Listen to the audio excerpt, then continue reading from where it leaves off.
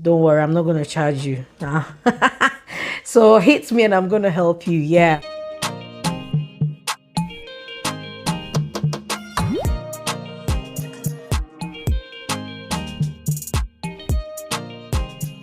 So hello guys, welcome back to another video with the SC Base. If today happens to be the first time you see this pretty face, my name is Ethel or Akwele Babs. Welcome to our channel.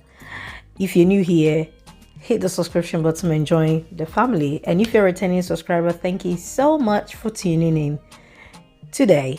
So first of all, I just want to wish everybody a happy new year.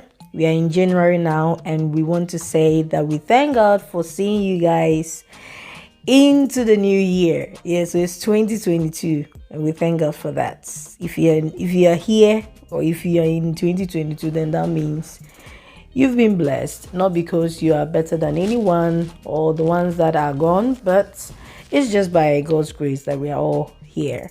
So, as you've read from the title of this video, before you travel, there are some things that you need to do before you can travel to Dubai or any other country. Some countries require you not to have a visa before you travel there. Others require you to have a visa and to have a travel insurance, to have so many things before you travel. And this time around, as I said from my previous video in 2021, I touched on the fact that I will be discussing with you guys or sharing with you guys what we did before we went to Dubai, or what you have to do if you're holding a Ghanaian passport before you enter into Dubai, what they require and what the process is. It's quite easy, but let's just say I'm going to take you through what we went through. So number one, you may wonder, before you enter into Dubai, do you need a visa or you don't need a visa with a Ghanaian passport? Well, yes, you will need a visa. So I don't know, some of you may have I don't know if this one is the new one or is the old one. This is the green passport. I mean the green Ghanaian passport. Babe, is the old one the black one? Yeah, the old Ghanaian passport is the black one, but the new one is the green one. You know, the ECOWAS. Yeah, Republic of Ghana. I don't know if you guys can see, but yeah, the green one. So there are some certain things, as I was saying, that you do before you can enter into Dubai. And one is you need a visa at all costs. And before you travel, or before I touch the visa part, I'll have to take you through some steps before we get to the visa. Let's just say that the visa is the last thing you would have to do. Yes, if you want to travel.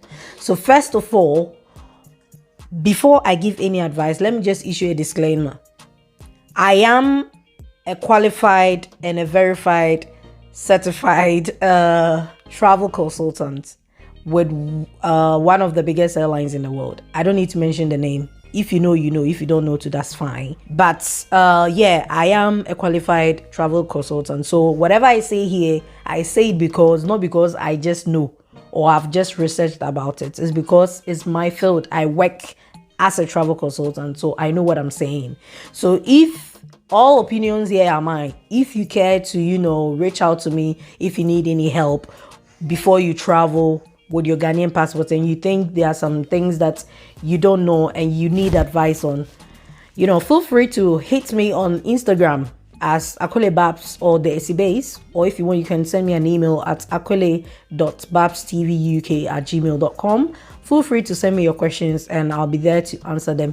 If you also need help with your visa process and you need help with that, I'm here to help. Don't worry, I'm not going to charge you. So hit me and I'm going to help you. Yeah. So yeah, I'm here to help. Don't worry, I'm not going to charge you. So hit me and I'm going to help you. Yeah.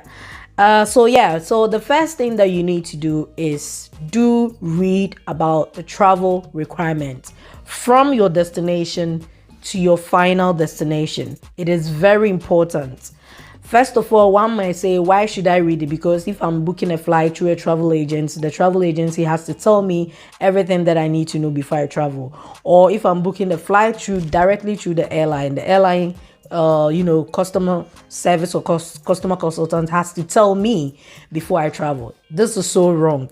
And this is what my Ghanaian family or my Ghanaian people will do, or let's just say any African will do. Yes, you think that they should tell you. Some companies are, they will tell you because they are meant to tell you. Others do. The airline has, with the airline I work with, I'll just say, we will not tell you. Some of them will tell you because they feel like, oh, let me just tell them about the travel requirement before they travel, because they don't know. Others too, they will not say it. If they don't say it, don't blame them. First of all, they are not obliged to tell you what you need to know before you travel. It is your right to search for all the travel requirement before you travel. It is for your own good, just so if something happens, you will not go blaming other people. So do your research, read all the travel requirements. So in this case, we are flying to Dubai. Assuming you're flying to Dubai. Yeah, so this video is all about Dubai, right? So before you travel, read all the travel requirements from UK, because you're flying from UK. So you need to read while you're traveling what UK requires you to do before you travel. In terms of, we are in a pandemic, we are in an era where coronavirus is everywhere. Every country needs you to have a specific, requirements before you travel. Each country comes with different requirements. And trust me, it's not something that is a joke. So you need to read about it. It's very important. So first of all, if you're traveling to Dubai, what we read, we went in December. So in December, every month, the requirements changes. So you need to read each and every now and then, depending on the month that you're flying. So assuming you're flying in March, our advice, you read in January, you read in February, and even in March before you travel, because it changes all the time. And you don't want to lack information before you travel. You end up at the airport and you're like, oh, I didn't know about this. I thought the airline was going to tell me. No, it's not the airline. You were supposed to do your research. So this is the main reason why I'm saying do your research before you travel. So what we read about the UK was the fact that we are supposed to have a PCR test. So a negative PCR test before we travel. And it has to be true. I mean, with the airline that we flew with, which is Emirates, they had a qualified, private COVID testing, clinics. And Randix is one of them. Randix is the best people as far as we know. I mean, there are so many, private clinics, but what we did is we did our test through Randix clinic, and it's one of the listed clinics that is on the website on Emirates, and even on the UK government website. I think Randix is also part of it, so you can do the test through them. So they have different types of ways of how to do the test. You'd have to go on if you're traveling and then just choose whichever way suits you, whether it's a home testing or you want to go directly to the clinic to do it, or you want to go to the airport, because apparently at the airport you can have your test done there. You can go there directly also to do it. But yeah, so do the test. Research, as I said, read about it. So they needed a PCR test, which we did. And also, Dubai happens not to be on the red list. So since it's not on the red list, that means the only thing that we had to do for our returning back to the UK, if we were fully vaccinated, you would only need a day 2 PCR test, a negative PCR test done. And if one of us, let's just say me, my husband was fully vaccinated, but I had already taken the first dose and not the second dose. So in my case, I had to do the second day negative PCR test, and also the 8th day negative PCR test. So 2 in total, and my husband did 1. Yes. So this is my case. If you've been fully vaccinated, then you don't need 2. You only need the day 2, and that's it. If it's in your case, you've never taken the COVID vaccine, then you are in the same pot as mine. You would have to do 2 tests. So the PCR test twice. Yeah, so this is what we did. And for Dubai require you to have a negative PCR test before you travel. And it's the same thing, whether you've been vaccinated or you've not been vaccinated, or you've taken the first or the second dose or whatever dose you've taken, you will still need a negative PCR test before you travel with Emirates. And if you fail to do this, I'm afraid then you're not traveling. Even on your return, if you fail to, book it in advance before you come, there is no way you're going to enter into the Emirates flight before you come. This is because if you do so, the airline is going to be fined because of you. So please do the right thing. So don't go, saying if you're positive, please follow the necessary measures. There is a procedure for you to follow. You're not going to die. Obviously, you're going to go through some, medical procedures which will enable you to be better so you can get back on your feet. Do not go and spread the virus by going to a fake clinic to go and do another test, telling them that they should put it on that you are COVID. You've done the test and the test is negative, just so you can be spreading the virus out there. That's not right. I don't think God will even be happy with you, so don't do that. Yes. Anyway, so the first thing would be to read about the travel requirement from your destination. So from the UK and also to Dubai as well, what they require you to have, and also for your return back to the UK, what it requires you to have. So the two things that you need to read from the websites that you need to go on, first of all, is the UK government website. I'm going to leave it under here, the UK government website. You need to go and read about everything that you need to know before you travel. And also for Dubai, I'm also going to leave the Emirates website. So if you're flying with Emirates, this will be the case. You can follow this link. If it's not with Emirates and with another airline company, definitely every airline has the COVID travel requirements on their website. Do search for it and then read about it before you travel. So it's always better you read from the airlines, website, because if there's anything, that they put it there, and then if there's anything wrong, you go to them directly. 2, you need to buy your tickets. We bought our tickets through Emirates, directly from Emirates. Yes, you can choose to buy it from a travel agent, but let me just say this thing about the travel agents. If you fly or if you've booked your ticket through a travel agent, make sure you get a travel insurance. Either maybe the airlines have a COVID insurance policy that covers the COVID in case you result positive at your final destination. Well, Emirates happens to be one of the airlines that gives, free COVID insurance policy. So assuming you've resulted positive, they will cover. I'm not saying this because I love flying with Emirates or I flew with Emirates before I flew with them or anything, but you can go on their website. It's written there big. You can see it, or you can even call them and inquire about. I don't know with any other airlines if they are doing the same thing, but Emirates does it, and it's free COVID insurance policy, so it covers you and your family as well. That is if you're flying with Emirates. Whether it's with a travel agent or you book your flight directly through Emirates, you are covered. Yes. So a travel insurance is a must. You have to get one, because trust me, it's not everything that the airline covers. As I said, the Emirates airline covers just the COVID insurance policy. It covers just when you result positive. So in case you are ill, you've broken your leg, you've broken your head, you've got an injury or something, do not go to the airline and expect the airline to do something about it, because assuming that you are supposed to fly today back to the UK and you've got an injury, you don't expect that Emirates will be covering that. They will not mind you, sister, my brother, they won't. So the best solution is to get a travel insurance, your personal travel insurance. Yes, and if you need one, there are so many of them out there. I'm going to pop it up which one we used. We literally paid, I think, £22 for the three of us, myself, my husband, and my 3-month-old baby. We paid, yes, just £22 for a trip of 4 days to Dubai. We flew on the 18th of December, returning on the 23rd. So it covered that period. So yeah, and you can do it through any other travel insurance company, but this is the company we went with. So yeah, first of all, read all the travel requirement. 2 is to book your flights through either directly through the airline or with the travel agencies. And the third one was what I just covered, which is the travel insurance. And the last part is what interests everyone, and this is the main topic of this video, which is the visa. If you fly with a Ghanaian passport, so visa. So before you fly, if you're flying with a Ghanaian passport, I don't know how long you're going to stay there. If you're going there just for a short period, first they do.